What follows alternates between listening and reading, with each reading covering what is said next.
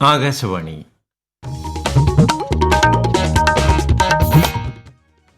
നമസ്കാരം. പ്രാദേശിക വാർത്തകൾ വായിക്കുന്നത് ഉദയൻ കിളിയന്നൂർ. പ്രധാന വാർത്തകൾ. പാർലമെന്റിന്റെ ശീതകാല സമ്മേളനത്തിന് തുടക്കമായി. ഇന്ത്യയെ വികസനത്തിലേക്ക് നയിക്കാനുള്ള ശ്രമങ്ങൾക്ക് ഊർജ്ജം പകരുന്നതാണ് പാർലമെന്റ് സമ്മേളനമെന്ന് പ്രധാനമന്ത്രി നരേന്ദ്രമോദി.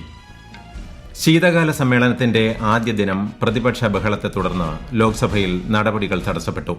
രാജ്യസഭയിൽ ജമ്മുകാശ്മീരിൽ നിന്നുള്ള 3 പുതിയ അംഗങ്ങൾ സത്യപ്രതിജ്ഞ ചെയ്തു. സംസ്ഥാനത്ത് തദ്ദേശ തെരഞ്ഞെടുപ്പിന്റെ തയ്യാറെടുപ്പുകൾ പുരോഗമിക്കുന്നു. പ്രചാരണം ഊർജിതമാക്കി മുന്നണികൾ. സംസ്ഥാന ഗവർണർമാരുടെ ഔദ്യോഗിക വസതിയായ രാജ്ഭവൻ ഇനി മുതൽ ലോക് ഭവൻ എന്നറിയപ്പെടും. എയ്ഡ്സ് പ്രതിരോധ പ്രവർത്തനങ്ങളിൽ പരിവർത്തനം കൊണ്ടുവരിക എന്ന പ്രമേയത്തിലൂന്നി ഇന്ന് ലോക എയ്ഡ്സ് ദിനം. ഗുരുവായൂർ ഏകാദശി തൊഴാൻ വൻ ഭക്തജനത്തിരക്ക്. പ്രശസ്തമായ ചെമ്പൈ സംഗീതോത്സവത്തിന് ഇന്ന് സമാപനം. വാർത്തകൾ വിശദമായി. പാർലമെന്റിന്റെ ശീതകാല സമ്മേളനത്തിന് തുടക്കമായി. 19 ദിവസങ്ങളായി 15 സിറ്റിംഗുകളാണുണ്ടാവുക.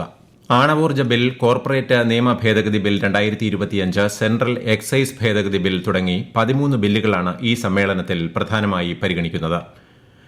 ഇന്ത്യയെ വികസനത്തിലേക്ക് നയിക്കാനുള്ള ശ്രമങ്ങൾക്ക് ഊർജ്ജം പകരുന്നതാണ് പാർലമെന്റിന്റെ ശീതകാല സമ്മേളനമെന്ന് പ്രധാനമന്ത്രി നരേന്ദ്രമോദി. ശൈത്യകാല സമ്മേളനത്തിന് മുന്നോടിയായി മാധ്യമങ്ങളെ അഭിസംബോധന ചെയ്യുകയായിരുന്നു അദ്ദേഹം. പാർലമെന്റിൽ യുവാക്കളായ അംഗങ്ങൾക്ക് കൂടുതൽ അവസരങ്ങൾ നൽകണമെന്നും പ്രധാനമന്ത്രി പറഞ്ഞു.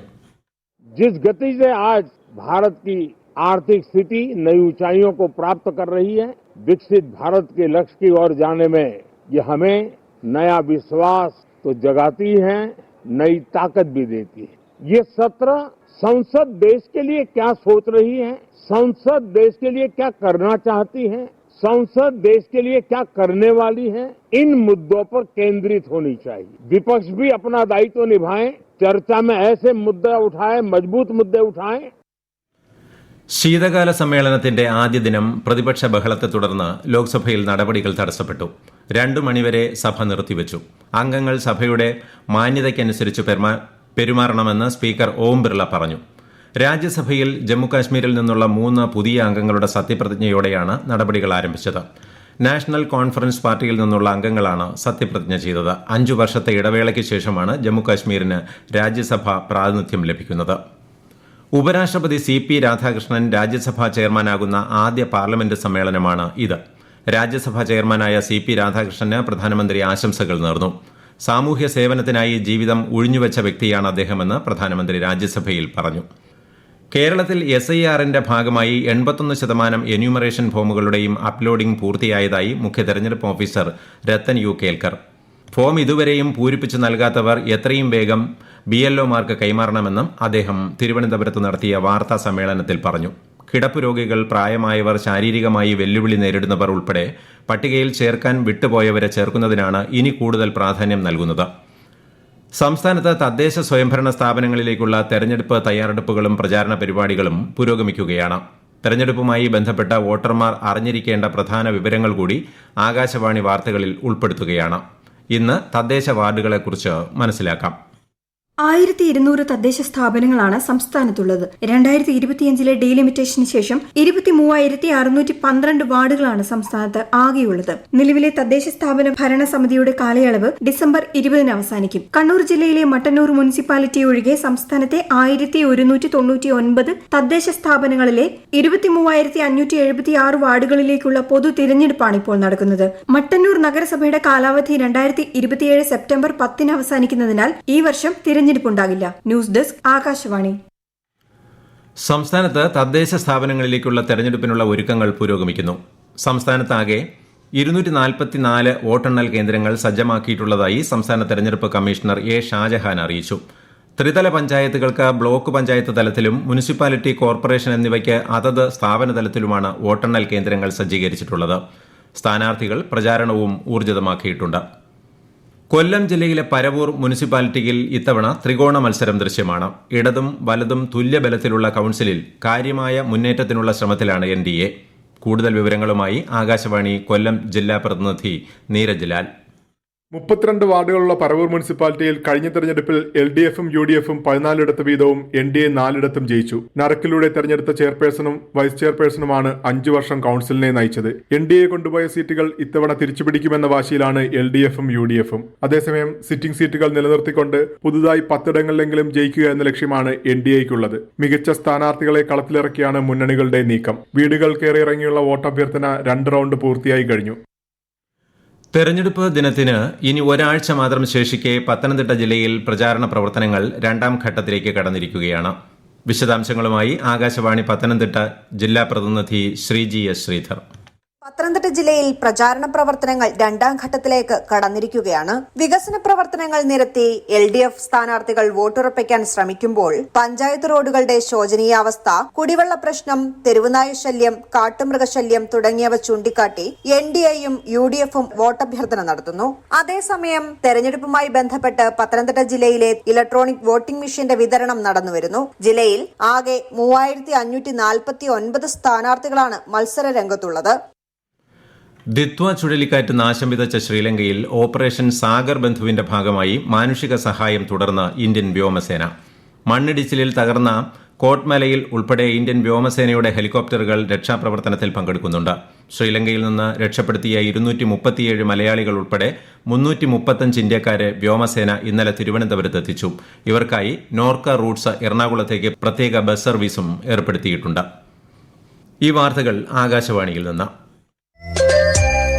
ആകാശവാണി വാർത്തകളും വാർത്താ അധിഷ്ഠിത പരിപാടികളും all India radio news Thiruvananthapuram YouTube ചാനലിലും @all India radio news Thiruvananthapuram Facebook പേജിലും AIR ന്യൂസ് _ ഇൻസ്റ്റഗ്രാം അക്കൌണ്ടിലും @AIR ന്യൂസ് _ TVM X ഹാൻഡിലും ലഭ്യമാണ്.